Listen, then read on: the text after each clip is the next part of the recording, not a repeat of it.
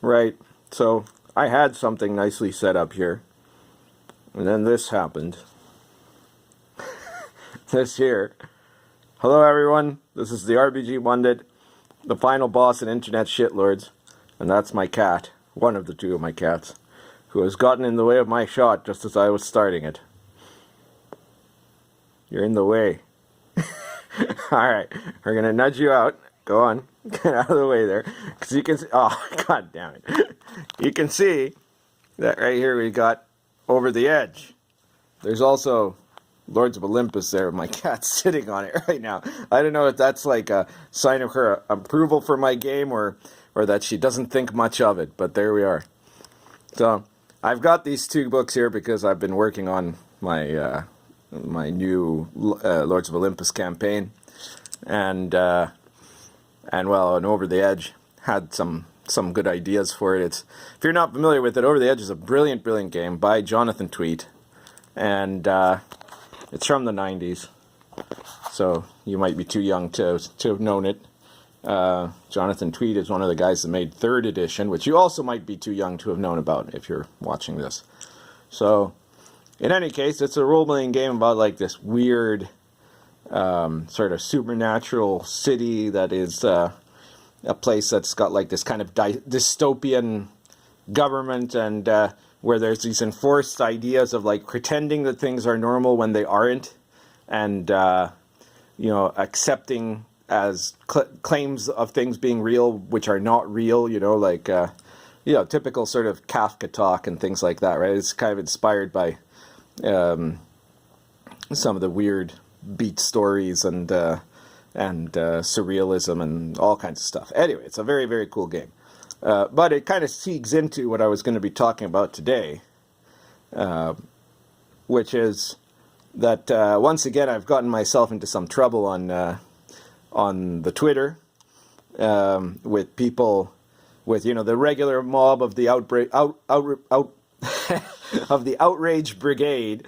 That's easier to type than to say. The Outrage Brigade coming up in arms over me having reposted a comic I saw of someone criticizing how Wizards of the Coast is trying to present people who buy, D&D t-shirts or D&D coloring books or something like that, as though those people were actually part of the D&D customer base, and using that, this person believes, I'm not sure if he's right, but it certainly sounds like it's a plausible idea. He believes that the D&D claims that Wizards has done about D&D being the most successful ever is in part because they're including people who bought a lot of stuff that has nothing to do with gaming and that don't game, right? And that made me reiterate my point that this is not, there's no such thing as a community, a D&D community. This is an invention. And it's an invention in 2 parts, okay? In the first part, it's an invention of Hasbro that is convenient to them because they get to expand their definition of what is D&D, which means first they can sell more stuff, and second it lowers the bar for what they have to produce, right? It's taken them 3 years to make, one book, the Xanathar book, right? And then they're doing a bunch of freelancing to other people, and then they have the DMs Guild. And so there's not any risk of anytime soon D&D books disappearing, but there is a real risk that pretty soon there's not going to be anybody actually at Wizards that is producing D&D content. Not in the sense of game content. They'll be producing other stuff, books and cartoons and video game material and plush dolls, and they'll be doing little toys and hair clips and coloring books for adults and all that sort of nonsense. And of course a lot of stuff tied into their live stream shows, which are like so much D&D, because there's nothing that says D&D like sitting there passively on your ass and watching someone else playing, right? So there's this idea of creating community that works for them because it means that they get to expand the understanding of what D&D is and what D&D is for. And the other people it works for are the outrage brigade, are the totalitarian left, the baijuo, right? The white left, as the Chinese call them, who get to use that word community as an excuse. It's like a, think of the children sort of thing, to enforce their power on a hobby where otherwise they would lack the talent or ability to succeed at, okay? So this is the basis of the fakeness of community. It's an invention, because there's nothing that I have in common with a person who watches a D&D YouTube show, even if it was, inappropriate characters, which is a really good D&D YouTube show, but it's not a live play. I'm talking about the live play, the people who are doing the streaming on Twitch and the critical roles and all that stuff. If they're watching that and don't ever play D&D, and I don't watch that ever, and I do play D&D, we have nothing in common. There's no community there. There's no commonality to connect us, except if you want to claim that we're buying products of the same company, or if you want to claim that we have some kind of a theoretical union on account of both doing things that are vaguely D&D themed, and therefore we should be controlled by a tiny elite of leftist, gender studies majors who will tell us what we're allowed to read or not. Over the Edge would probably not be on the allowed list anymore. And, of course, Lords of Olympus certainly wouldn't. Can you get out of the way? There we go. There's Lords of Olympus for you.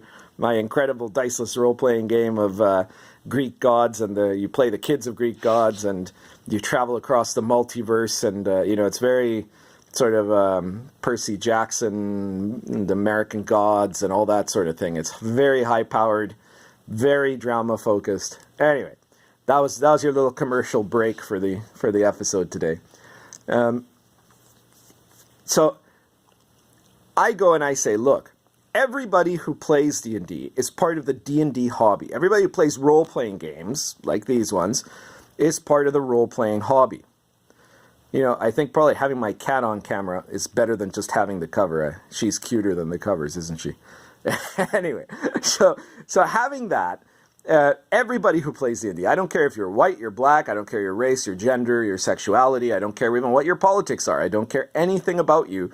If you play D&D, you're part of the D&D hobby, because the D&D hobby is not a community. A community has a sort of a moral suggestion, an implication that there's some kind of a moral imperative that we must preserve some kind of purity and some kind of security, and therefore that we have to put, there have to be, if there's a community, there have to be community leaders who guide us and protect us from ourselves and tell us what we're allowed to read or not, But a hobby isn't that. A hobby is just something that people do. It's just an activity, right? So everybody who plays D&D is part of the D&D hobby. Now, I said this on Twitter, and I've had the last 12 hours of non-stop updates to my Twitter of people claiming, what an outrageous gatekeeper I am, right? How dare I? How can I be such a terrible gatekeeper as to demand that people that play D&D are the only people who are part of the D&D hobby? What about people who don't play D&D? They're part of the D&D hobby, aren't they? It's just insane. What this makes me think of is the setting of not you, cat. The setting of Over the Edge, right? There she goes. Because it's a world where you're expected to conform to weird realities, or to either ignore, things that are obviously wrong, or to pretend that things are true that aren't true, right? And that's what we're at today in 2018 in the gaming hobby, where we have this group of leftists that are governing a bunch of other people, because that's the thing. If it was just these guys, that would be one thing, but it's not. It's a bunch of regular gamers who are too naive to realize how they're being manipulated, on the one hand, by Hasbro, a huge multinational corporation, right, that is pretending that they care about this community of theirs as something other than a marketing scheme, right, which is all that it's for to them. And on the other hand, by this group of SJWs that are using community as a weaponized form of, concern in order to impose censorship and control over the hobby, right? And they've convinced these people, it's like if I was to convince you that the sky is down, right, or that trees are animals, that it's just they've convinced them of something so absurd, which is that people that don't play D&D at all and don't ever want to play D&D and have never played it in the past are somehow part of the D&D community. That's somehow a thing, right? And what this makes me think of when they accuse me of being a gatekeeper because I'm saying this is how far we've gone in 2018, that if I say gamers are people who game, people who do not game are not gamers, I'm considered a gatekeeper, right? Now let's think about that for a second. What is a gatekeeper? Gatekeeper is the person that says, stay out. You're not allowed into this group, into this place, into this community, into this whatever, right? Now, I'm not saying that. I've already said anybody at all, no matter who it is, with no conditions of identity whatsoever, who plays D&D is part of the D&D hobby. All of them are, right?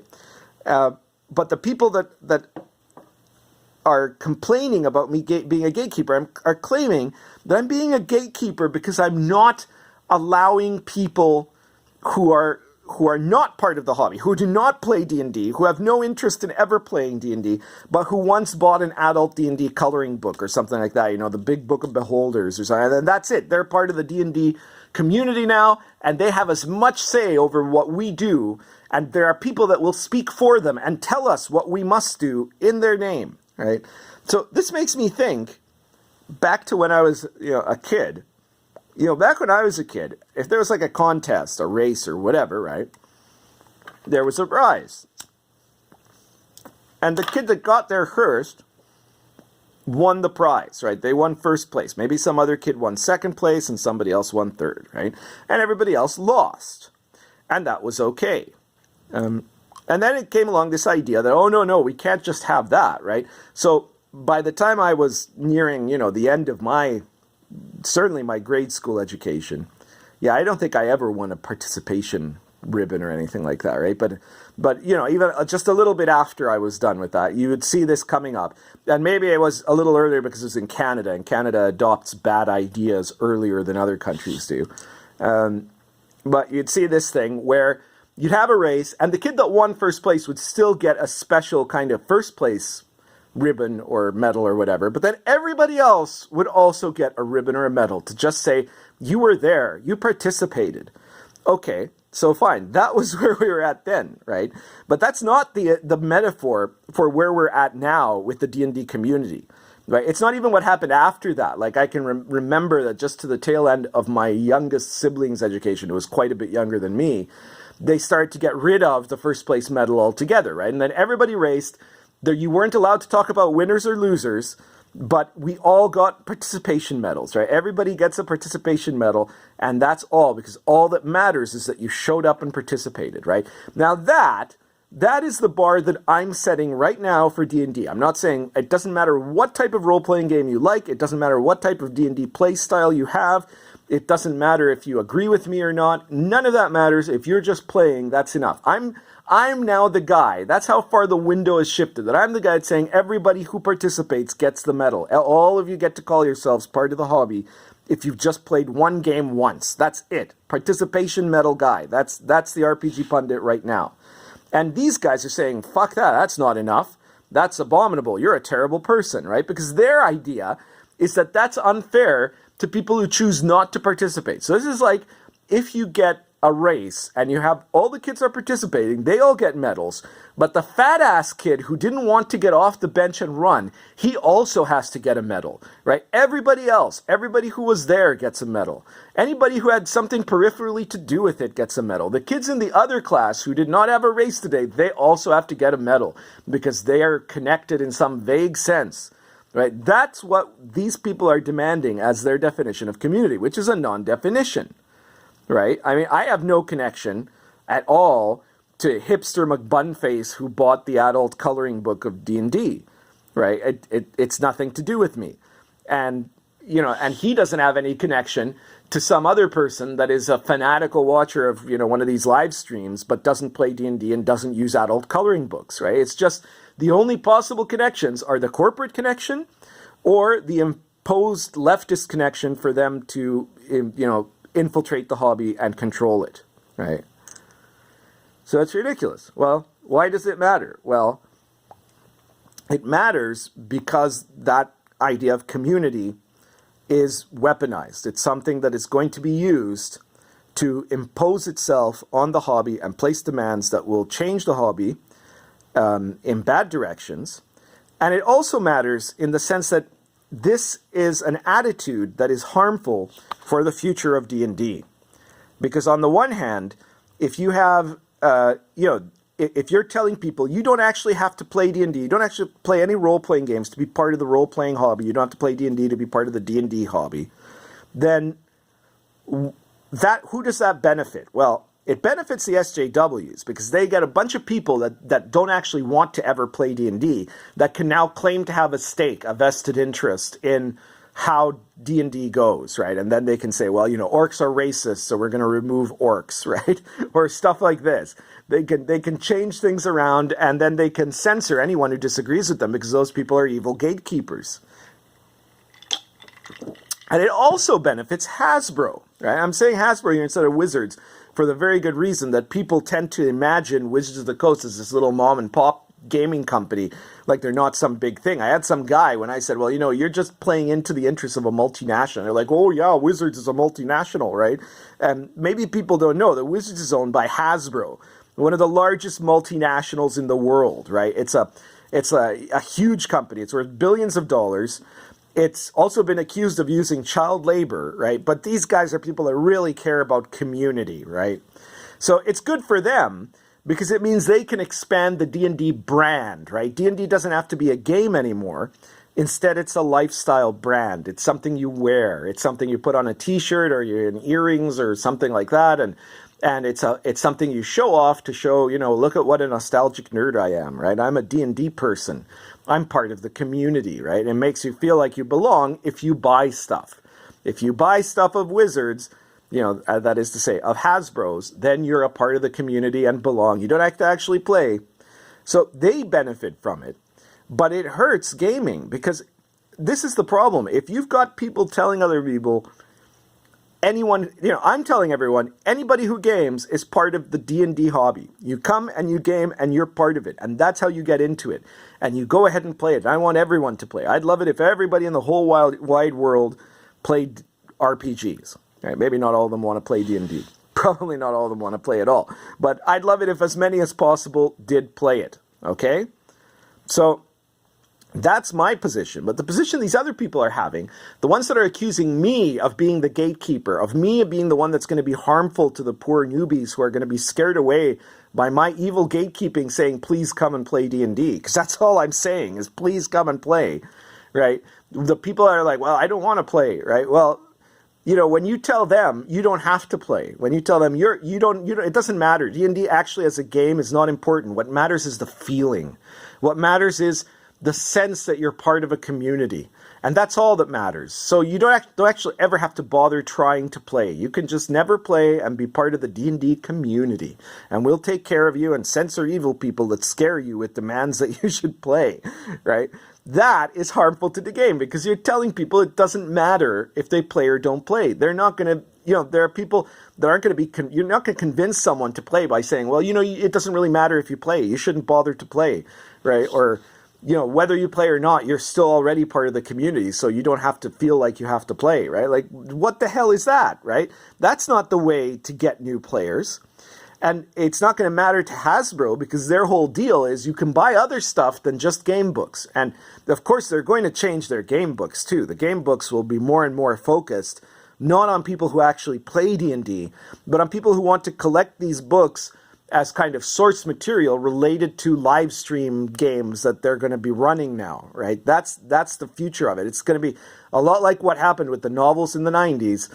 Now in 2018, it's going to be like that with the live stream games, where you're going to get books that are useful, more useful to you if you're a fan of the D&D live stream channel than if you're a a fan of, say, the Forgotten Realms or of just playing D&D. So they're going to change that. And then they're going to have a bunch of other stuff that has nothing to do with the game that they're going to sell you. So they're happy with that. But it's not a good sign for the hobby. It's not going to help the D&D hobby. It's going to hurt the D&D hobby. All right, so that's it for today. If you want to keep supporting people saying the truth about role-playing games and speaking about some of these controversial issues, people like me, well, you can support me. I don't have my own Patreon right now, but you can support me by going over to the chat show I have with Venger and Grim Jim, who are both also big truth tellers in the RPG hobby. And our web show is called Inappropriate Characters, so check out the Inappropriate Characters channel and support us on Patreon if you want to see more of this stuff happening with more frequency. That'll be the sign to me that you're liking this. And the Patreon dollars go to help pay for kibbles too. So if you liked my cat, help us out on Patreon. Besides that, check out the Inappropriate Character live stream that came out last week, and stay tuned for more exciting videos in the future.